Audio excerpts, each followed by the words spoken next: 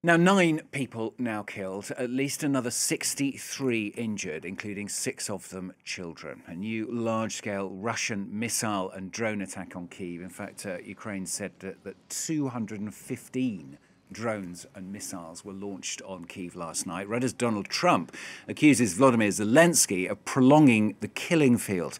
That after Zelensky rejected US proposals that Ukraine cede territory to Russia in any deal, as he said, there's nothing to talk about. It is our land, the land of the Ukrainian people.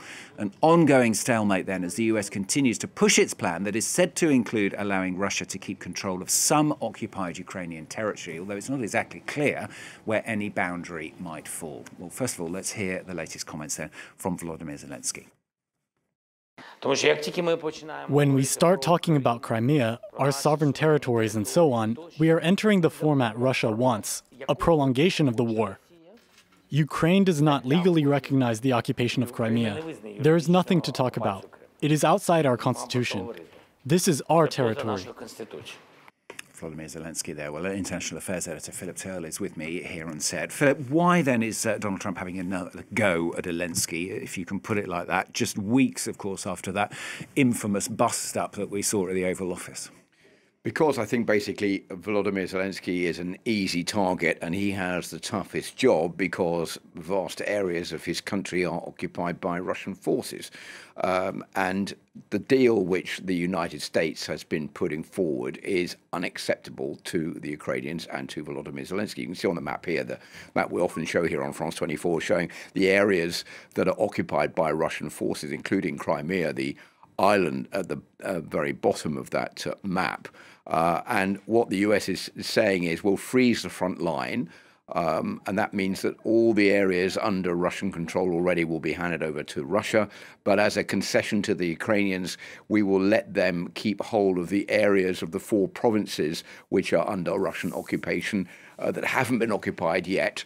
They will still be under the control of the Ukrainians. So we're talking about 1% of Luhansk, about 30% of Donetsk, about 30% of Zaporizhzhia, and the same for Kherson, which is something that the Ukrainians would never accept. And the people living in those areas also have said they would not accept being under Russian control, having to take Russian nationality.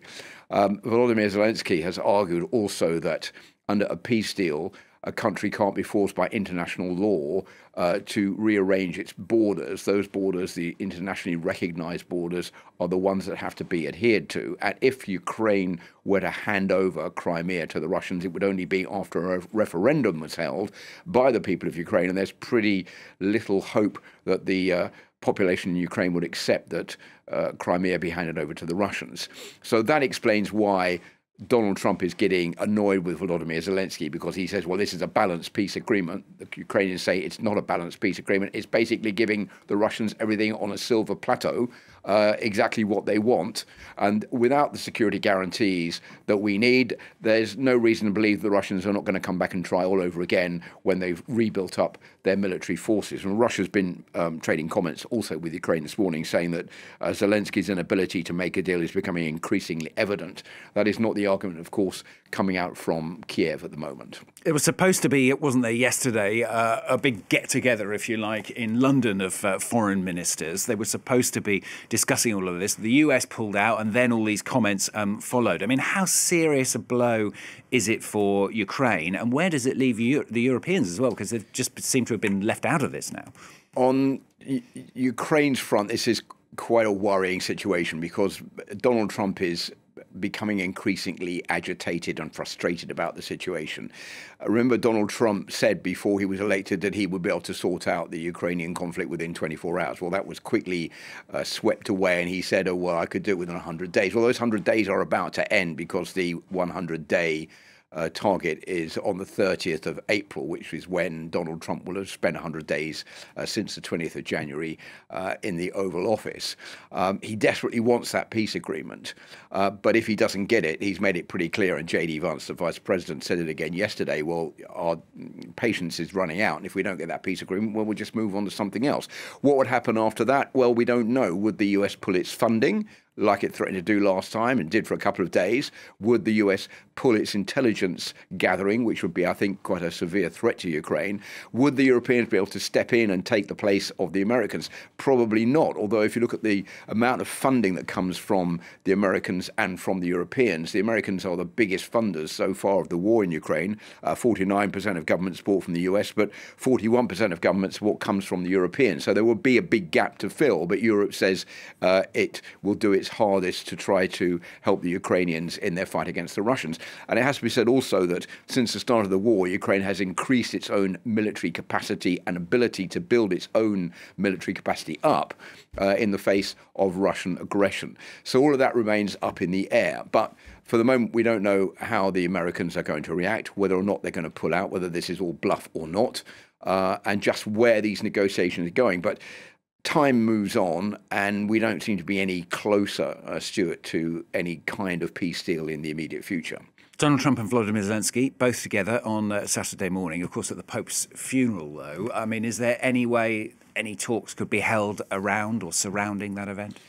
To be honest with you, I don't think so. Donald Trump has already said that he doesn't know whether or not and doesn't think that he will probably be meeting Volodymyr Zelensky at the Pope's funeral. This is really not the place to have discussions of this nature there, and I don't really know what the two men would have to say to each other. So that is something that we don't know. Volodymyr Zelensky is in South Africa today. He's cutting short his visit after the attacks overnight in Kyiv with these 9 people killed in these drone attacks. He will be at the funeral on Saturday, but I think the aim of Volodymyr Zelensky is to pay respects, obviously, to the Pope, but to shore up more support for Ukraine, more allies in who will be willing to help Ukraine, with a view to the fact that the US might not be able to, or might not be willing to carry on supporting Ukraine if they pull out of trying to reach a peace deal. The other point here is, what is Donald Trump going to the funeral for? He's got no strong ties to the Pope. The Pope was very critical about Donald Trump's decision to kick migrants out of the United States. So there was no real love lost between the Pope and the late Pope and Donald Trump. And Donald Trump is not a Catholic. He's going there to be seen. He's going there to boost his own image and to be seen on the world stage as a key leader and have the spotlight on himself. There's nothing better than going to that kind of event, like in Notre Dame Cathedral, for the reopening ceremony. So the two men on different wavelengths, really, when it comes to their reasons for being at the funeral this Saturday. Philip, thanks so much. Philip Tell, International Affairs Editor here on France 24. Well,